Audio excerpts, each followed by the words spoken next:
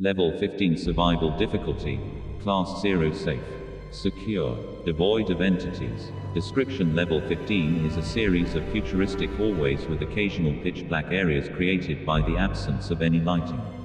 Sounds of engines can be heard from afar when traversing through these hallways. These noises are coming from machines that are located in large rooms closed off by reinforced doors made out of metal. A part of the wall of these rooms is made out of thick glass. These machines range from the size of a laptop to unmeasurable dimensions, and the noises they emit don't seem to be affected by their size. Some machines have clear tasks, which are easy to notice, like producing steel rods, but most of them don't seem to have one, with some not having any front rooms equivalent whatsoever. Rarely, one may stumble upon a room that contains machines that have been destroyed, machines of which appear to have either exploded or broken due to unknown reasons. It can be theorized that the cause of these explosions is a lack of maintenance, since nothing seems to prevent them from breaking down. The glass on the wall of these rooms appears to have been shattered but not broken, indicating that it may be composed similarly to laminated glass. This level is thought to be infinite. However, this is only an assumption made, since it might be simply too large for a proper measurement to be made. Thus far, it has been verified that it covers a surface area of at least 6,080 square kilometers. 1. The rooms and hallways are made out of white or gray concrete, with beams of white steel lining up against the walls and ceilings. Long symbols, which look like arabesques, can be found inscribed on the beams. These appear to have only a design purpose. Large lights on the walls, ceilings, or ground give an eerie glow to these empty hallways. The only thing that's breaking this color scheme is the dried out blood and bodily fluids that can be found alongside corpses present throughout the level. These corpses seem human, but the manpower inside the level doesn't allow for proper dissection, identification, or removal of these corpses. They are dressed in lab coats, and the causes of death seem to be from violent fights using different kinds of weapons.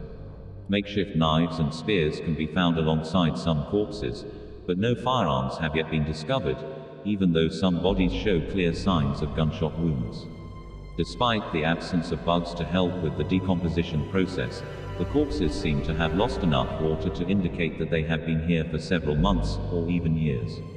Several kinds of rooms can be found in this place. The engine rooms have already been mentioned, but other ones exist, which appear to be laboratories, dormitories, kitchens, and control rooms, as well as storage containing food, water, or numerous types of equipment. Almond water is notable by its absence in the entire level. The majority of these rooms are empty and devoid of furniture, while others have been the theater of intense fighting. Computers can be accessed and can connect to the ILN2. These computers are running on unknown versions of Linux, which is called Avalon 2.4. They are hosting files that appear to be written in an unknown language, a language of which is currently being studied and researched by the Cygnus Order. However, it is known that some of these files are journals, mails, studies, or manuals about the aforementioned engines and machines, and their tasks. No entities have yet been discovered inside this level. However, numerous corpses of hounds were found filled up in a room that seemed to have been used to cremate a large number of undefined objects.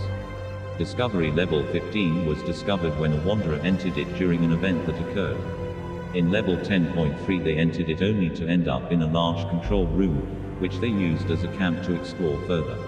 After 2 days, the door slammed shut by itself and hasn't reopened since.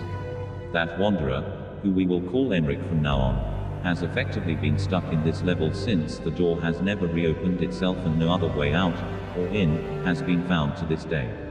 2 years went on since Enric's arrival at this level. He explored a portion of it, still using the main control room as his principal camp. Using the computers, he was able to contact groups and provide proof of the existence of this level, as well as keeping a weekly update of his progress in this place. These updates can be found on Enric's personal website. He spent the first year exploring the area, and by his estimations, he has covered around 6,080 square kilometers during that year. The second year was dedicated to looking into the files and technology more in depth, but sadly, no breakthrough allowing him to exit this level was made during these researches. His mental well-being has been one of our prime concerns during all of this time. Thanks to the constant availability of the ILN, we were able to stay in contact with Enric and provide him with books, music, games, and other distractions that would allow him to set his isolation aside for some hours. We were also able to make him contact his family on level 11. Overall, he seems to have coped well enough with the situation, but he has still requested to be followed by one of our psychiatrists to make sure that he remains sound of mind throughout the time he is spending within the level.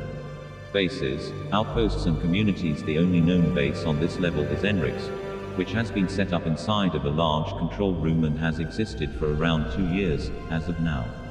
Traces of other camps have been found while exploring this level, but they were all abandoned and seem to have been made by the persons that can be found dead all around this level. No other traces of wanderers have been found thus far. Entrances and exits. It is extremely hard to get into and out of level 15. Only 2 ways in and out have been recorded as of the 14th of December 2021. The first one is accessible only during an event that has only occurred once during the recorded history of the Backrooms. A large wall made out of the same materials and with a similar design as the one from the inside of level 15 appeared inside of level 10. It stretched out into the distance without a visible end. Enric was, as far as we are aware, the only one discovering a door that led into the level, without preparation or contact with any group. The wall disappeared 2 days later, trapping him inside. However, some documents found by Enric in the computers across this level allow us to theorize some sort of explanation for that phenomenon. A recording of one of the scanners that can be accessed on the terminals found in this level can be displayed under these lines.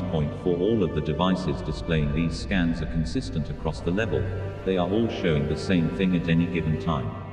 Different objects will appear and cross the screen, and some are linked with green lines, but when 2 shapes overlap each other they are highlighted in green. Most of these objects are moving at a constant rate across the screen, and only a few of them have been seen accelerating or slowing down. No orange line has been seen changing during their time on screen.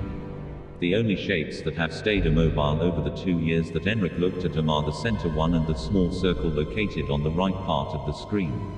We can notice how the orange lines that predict the shape's movement are displayed only when those shapes related to them are on the screen. This behavior is similar to that of the green lines that are linking the objects. These are only displayed if both objects are on screen. The first theory is that level 15 used to be a space station and that these objects were moving around it. This theory is elegant, at first, because of the aesthetics of the radar, which closely resemble those found in spacecraft. However, this theory still leaves a lot of questions unanswered. What are those links? Why are objects that cross each other being highlighted in such a way? Why isn't the small circle having a trajectory? Furthermore, the trajectories of some of these objects are strongly not matching the ones of objects that would be in space. A second theory attempts to link this radar, including its scan, with the event of the apparition of the wall in level 10. It says that the objects displayed on the screen are levels, that green lines are the connections that wanderers can use to travel across these levels, either through no-clip or doors which allow for access to a new place, and that when shapes overlap it means that 2 levels have collided into each other, resulting in the levels no-clipping into each other, making parts of said levels appear in one another. Something that is still unsure is if this radar is merely a simulation or if these levels are moving across a flat plane.